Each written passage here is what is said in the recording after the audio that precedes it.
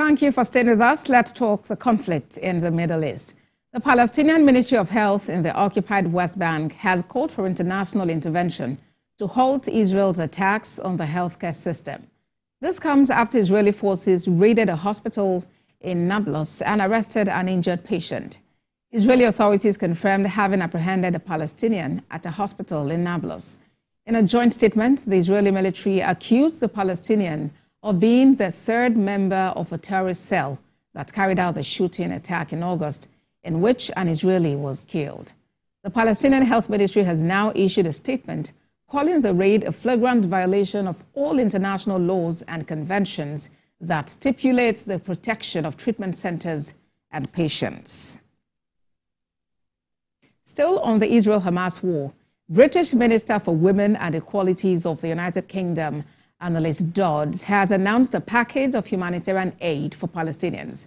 She made this known when she visited the Palestinian territories, where she held several meetings with Palestinian officials and visited some refugee camps. At the end of her tour, she announced a package to the United Nations Relief and Works Agency for Palestine refugees. Insecurity, but now there's insecurity for families with a lack of shelter, without the tents and the water taken to support communities here in the West Bank.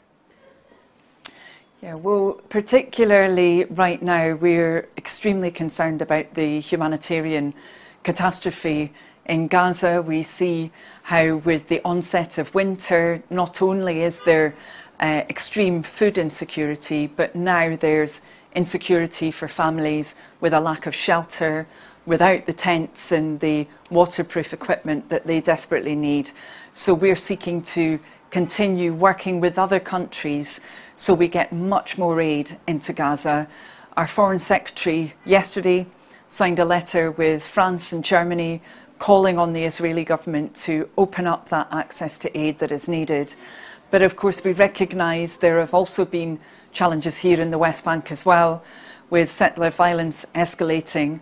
We've called to see an end to that violence, the impact it's having on